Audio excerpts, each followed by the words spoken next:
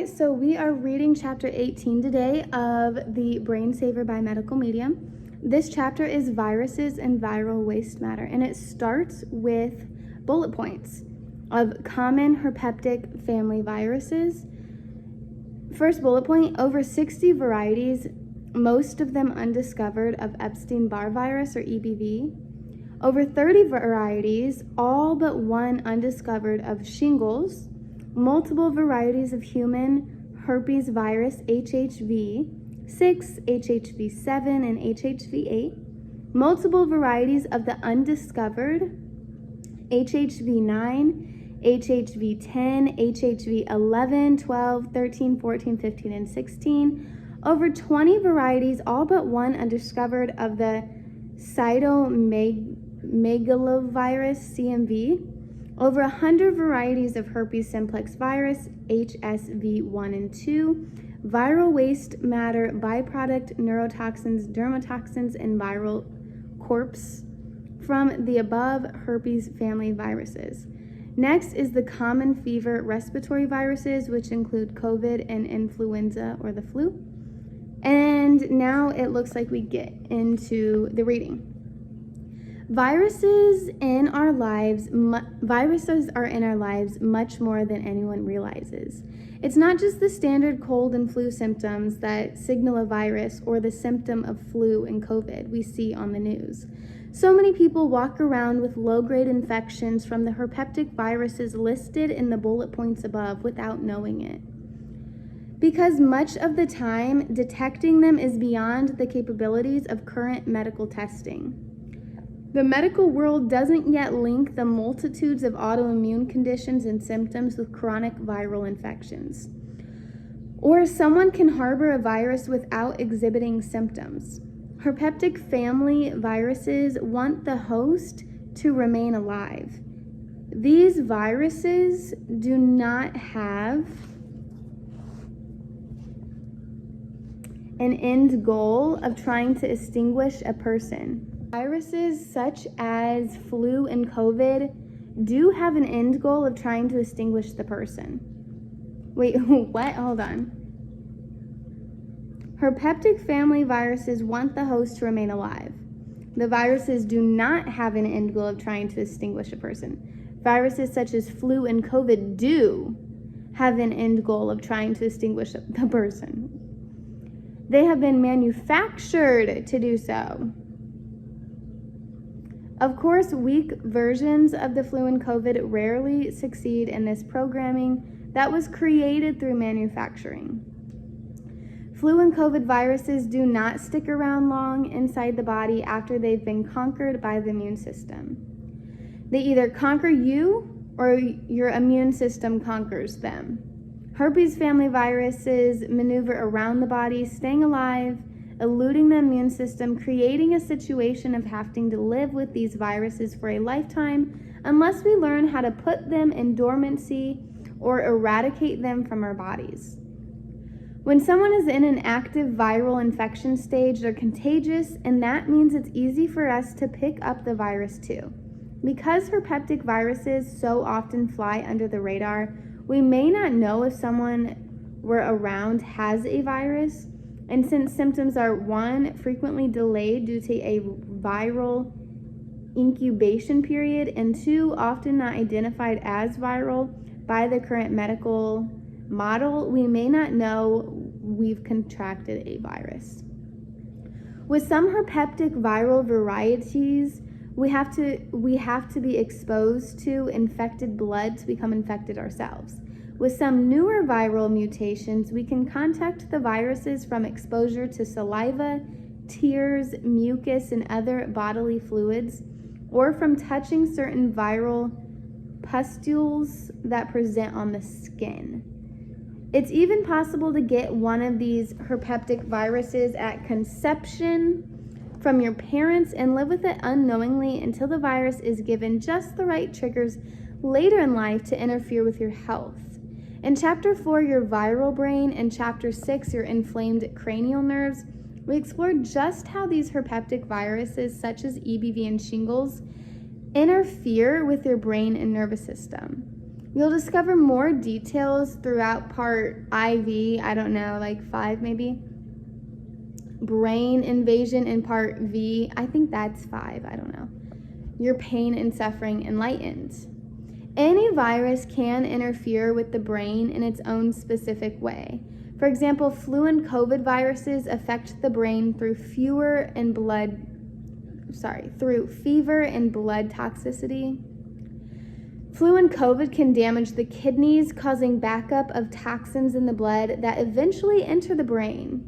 These viruses can also prompt adrenal dysfunction and electrolyte depletion, causing the adrenals to react to a cytokine storm that the pathogen invader is creating by challenging your immune system, and this crisis can rupture the adrenal glands, spilling a tremendous amount of adrenaline into the bloodstream, harming the brain. These viruses can also fill the lungs with mucus, hindering the ability to take in optimum levels of oxygen, which could affect the brain, and that's why it pays to protect yourself. Wow, that was a lot. Jesus. Okay. Now let's move on to sexual transmission and the autoimmune wave. The herpetic viruses that plague us with autoimmune disease and viruses that get transmitted through intimate contact, such as kissing and basic fundamental sexual transmission, in addition to other methods of transmission you'll read about in this chapter. The viruses that create autoimmune condition are passed around like this on the daily all around the world. We've lost consciousness about how to protect ourselves. For many years, the standard was, do you have an STD? To which a sexual partner might say, I had chlamydia. The doctor prescribed an antibiotic. I took it and my chlamydia is gone. That tends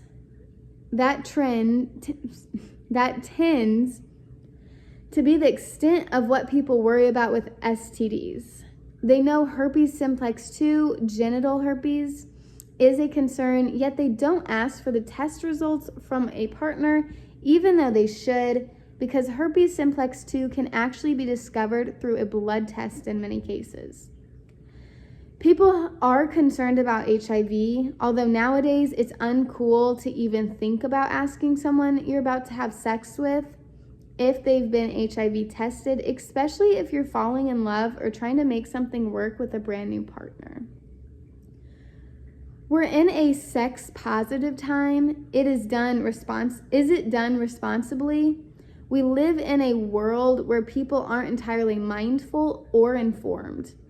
Nowhere is anybody being taught or educated that a virus such as herpes simplex 1, oral herpes, aka cold sore fever blister virus, can cause a lifetime of misery for some people, debilitating trigeminal neuralgia, painful scalp, gum, teeth, and jaw pain, and inflamed brainstem and cranial nerves are all possible complications from simplex 1.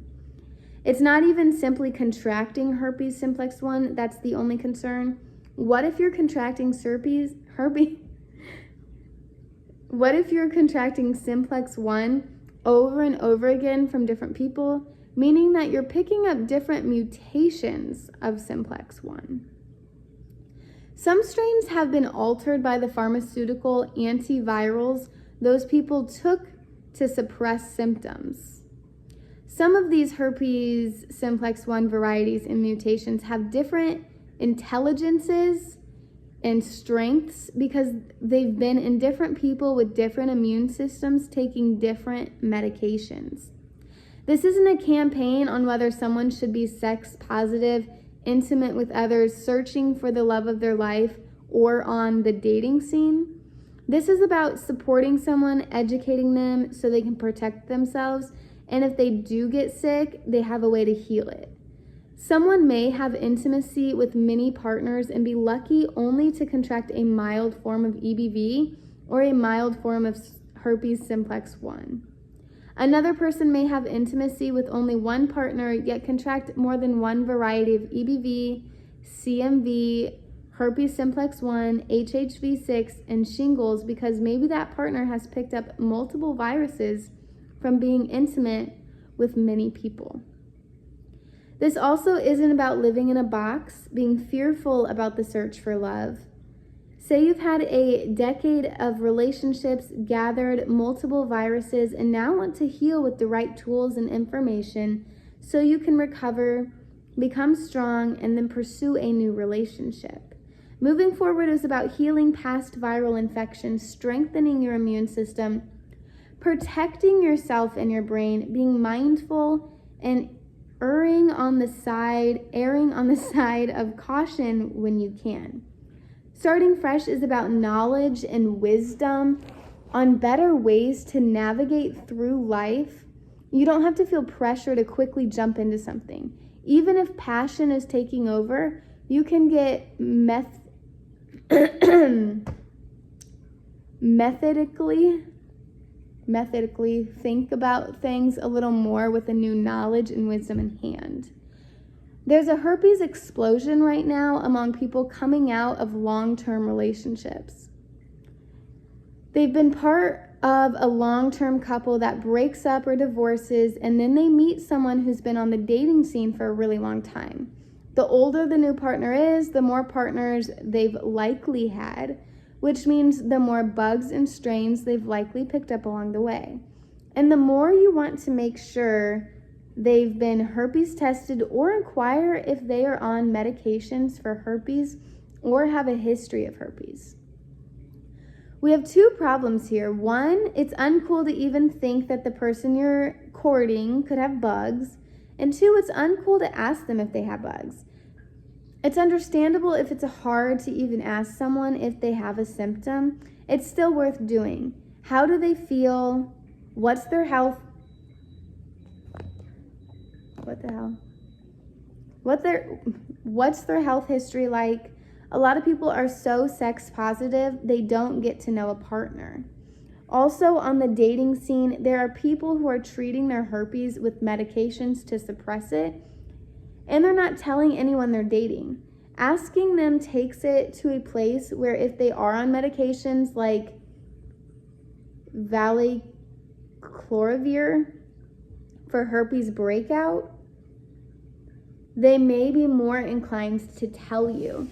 Testing is really hard with most other herpetic viruses. EBV, cytomegalovirus, shingles, and HHV6 are hard to test for. Hold on. Y'all, I got my potatoes. These are just steamed potatoes. Nothing on them. I like the taste of potatoes, so I just keep them like that. And steamed. Steamed is so good. Like,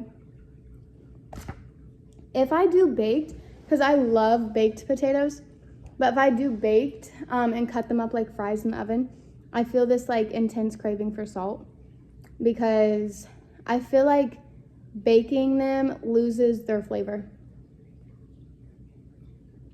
So then I feel like I gotta put seasoning on it, like salt, pepper, garlic powder, onion powder, like all that shit. Steamed, I don't feel like I need anything on it because it's just so good.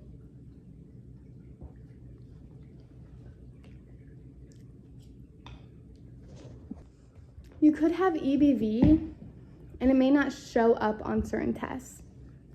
On the other hand, herpes simplex 1 and herpes simplex 2 are in general pretty detectable through testing when someone has had them for a while. Testing is still not dependable. You don't know when someone has had their last date, transmission, relationship, or exposure on any level to bodily fluids. It could take months or for several varieties, even a few years before the virus surfaces and becomes detectable through testing. Sexual transmission is not the only way to pick up herpetic viruses. Yet, however, someone gets infected from family, from parents passing down to offspring, or to public places, which we'll discuss more soon. It's possible to pass the viruses along through intimate contact. It pays to be educated. That's what this comes down to. Being educated is a way to avoid a lot of autoimmune diagnosis that could be coming your way. Feel free to question your potential partner. Ask them if they have a history of mono, frozen shoulder, cold sores, acne, or urinary tract infections, UTIs. With medical medium information, you can decode their symptoms and understand what type of viruses and bacteria they may have. Whether you're 20 years old and you feel awkward asking about herpes, or you just had a divorce and now you're on a dating scene, it's worth being mindful and talking about it. Everybody who has herpes says, "I wish I had known better."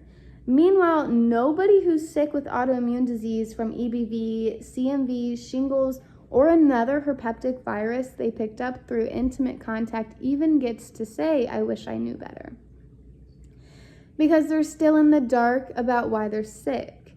They're living with symptoms, they don't know why, and they're out there on the dating scene contracting more viruses and viral strains. Not every stage of EBV, shingles, and cytomegalovirus is infectious. And it's the same with certain strains of the herpes simplex virus. If you work on healing yourself, you're making yourself less infectious, so you're not the person infecting everybody. You're still going to be around people who are full of bugs and aren't doing good things for themselves. When you find someone who really cares, you can help them clean up. Both of you can be on medical medium immune system protocols for EBV or other herpetic viruses.